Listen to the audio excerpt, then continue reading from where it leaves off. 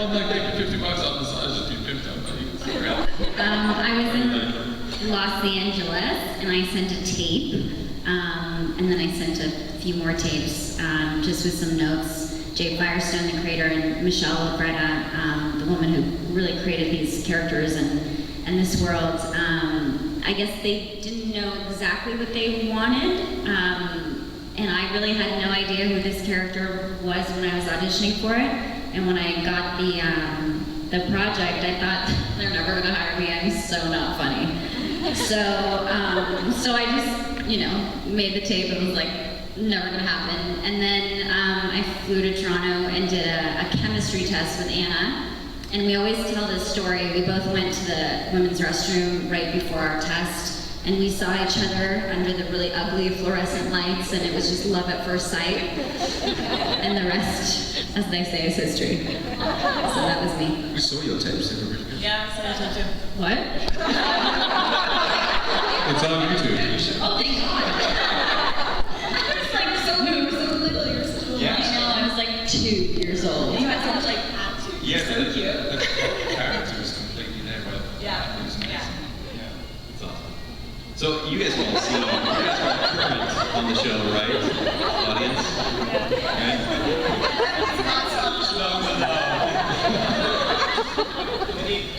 Could we give spoilers? I like where we are now. Is that okay? Yeah. Because seriously, some of the things that happened in the last 3 episodes I'm not okay with, and I don't know if you guys are either. No. Like Casey, like seriously, what's gonna happen there? I mean, is that over? No. Can you say? It's a nice route.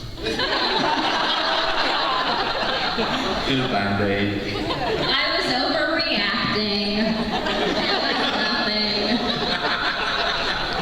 I cry a lot. You made us cry a lot. No, I can't say. Okay.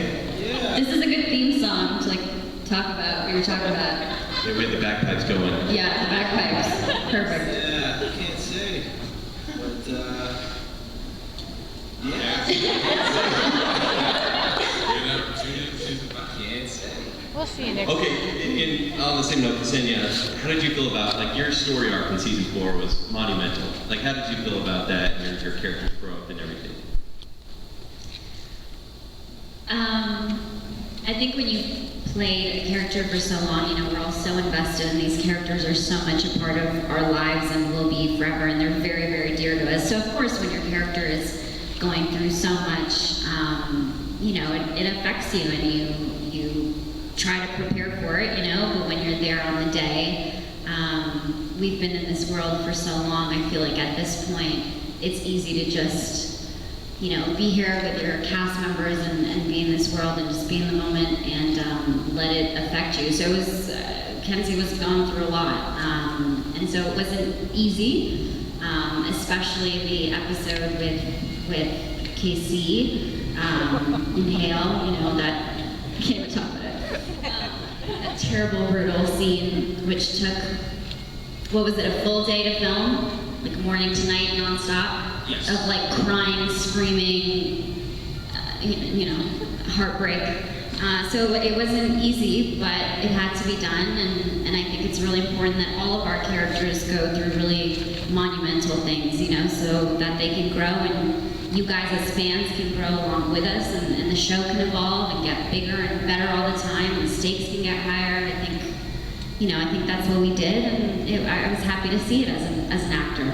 Yeah. What's your role in season 5? Just asking for a few people. What's that? What's your role in it? I can't hear you. Yeah, hints? Come on. Sorry. Yeah, I think Bad hearing. I think Ksenia's right about raising the bar too. I mean, with the work that they did on that one, I mean, that's really the bar was set there for us to, continue that in season 5. Yeah. And I really feel that, the challenges with 5 is to raise the bar constantly from that point. And I think we're trying.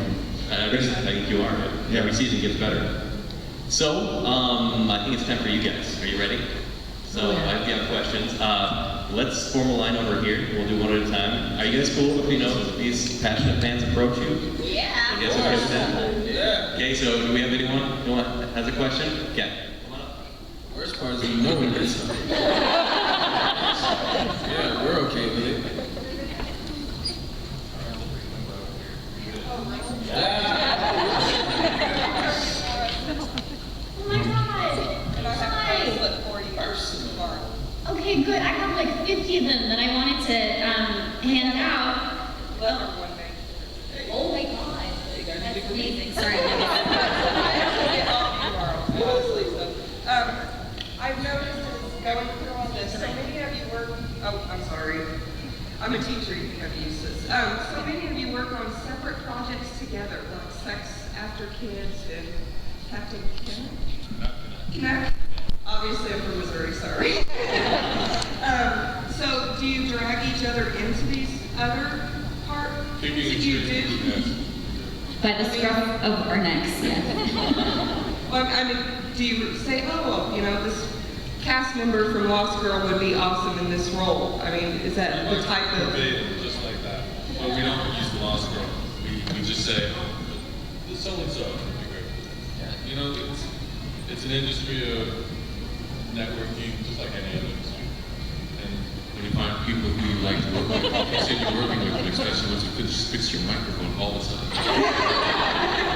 And they're personal group.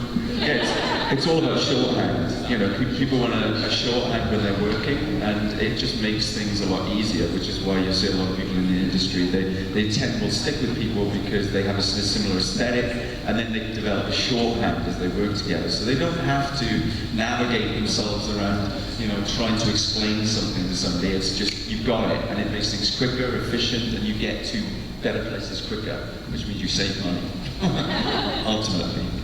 Awesome. Thank you.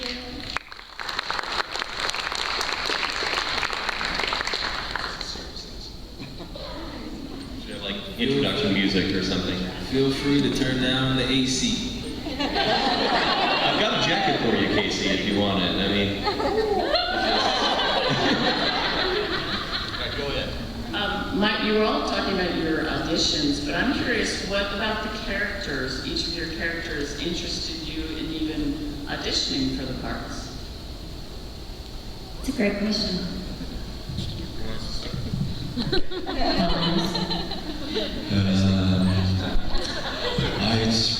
You wanted to play yourself on screen. And you were like, finally, somebody as twisted as I am. Yeah. Yes! I know, it's all narcissism.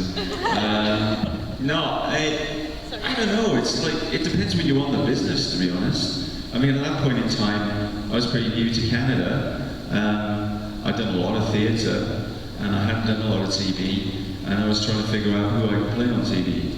You do that with your agent, and you know they look out for you, and all of a sudden the part comes up that you're like, this is kind of what I'm interested in playing.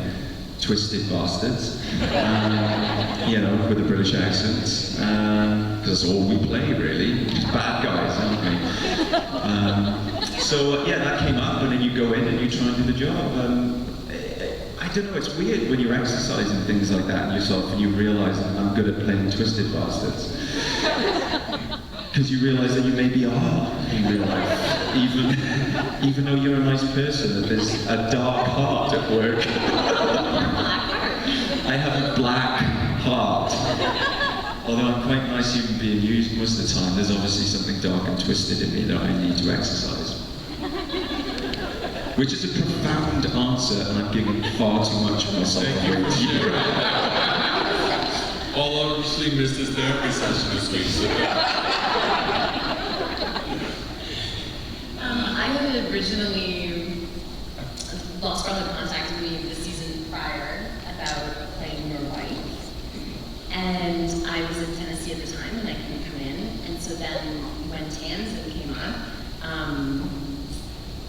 they just felt that I would be good for it, and I missed the first 2 rounds of auditions, and so I went straight into test, and I just liked it. She rocked. She just came in and knocked it out of the park. That's what she does.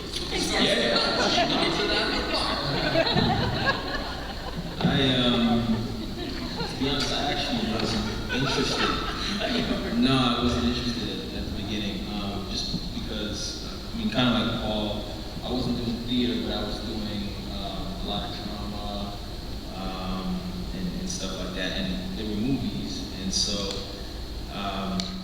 sci-fi was, I mean, it's a tad scary. I mean, it's imagination, right, to the fullest extent. So I wasn't quite sure if I was ready to make that switch from, Especially playing siren. How do you make a whistle? Yeah.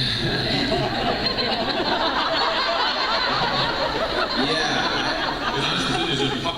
Honestly, I didn't even have that much information when it was brought to me. I didn't even have that much information. I think you have the hardest power to make look cool. So, but after kind of speaking with this, all Amos, ladies and gentlemen, I just decided that I'd give it a shot, and it worked out.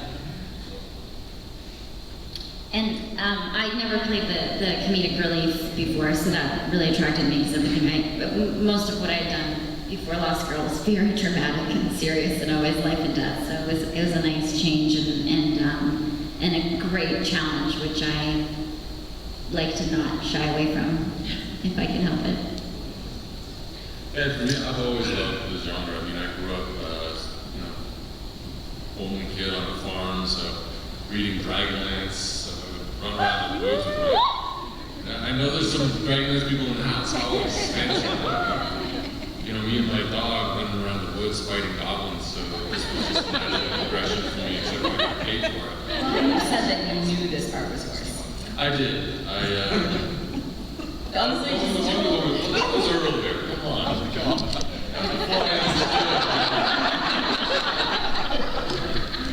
But I was up for 2 shows at the time. One of them was, maybe you guys remember this one, Defying Gravity. It was like a very short run sci-fi. So they'd offered me a role on that, which shot in Vancouver, and that series was already full go, and the Lost Girl pilot was also on the table. And I just had my son, Skyler, so it was either go away and shoot in Vancouver for 5 months, or take a chance with a show that might keep me close to home. And it completely panned out. Skyler's the reason why I chose Lost Girl, and 5 years later I'm here, and all those people from Defying Gravity, unfortunately, are not. And some of them were close friends of mine. It was a good show, it just somehow it didn't gel. But yeah, no, Lost Girl was meant to be. Well, I'm glad you're all here, and thank you for doing what you do. We love it. Yes. Awesome, thank you. And I gotta ask, how funny is the girl who thinks she's not funny? It's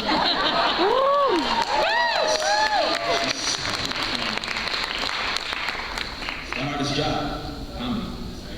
I pay him a lot of money to give me compliments in public. It's worth every cent. This is for all of you, but out of all the seasons and all the scenes you've done, what are your 2 favorite scenes you've done? 2? 2, just 2. 2 favorite scenes? Just scenes, you've acted out. Oh, that's tough. There's a lot of good ones. Do we go funny? Do we go dramatic? Yeah. Do we go tense? Do we go... How about one funny, one dramatic? Okay, so yeah. Alright, Dramatic, with my dearest siren. Again, it was tough, but challenging, which made me happy as an actor. Funny. Oh God. I can't remember. Help me out. Even though she's funny on the outside, she's always dramatic on the inside. So it's never funny. It's true. Okay, so maybe you don't have to go back to back. So let's Okay. so, Dramatic and okay. I'll think. yeah. You can talk. Am I allowed to speak? I always feel like the naughty boy in this cast. I'm always the one on time. I'm always the one who arranges things. I'm always the good boy. Anyway, dramatic.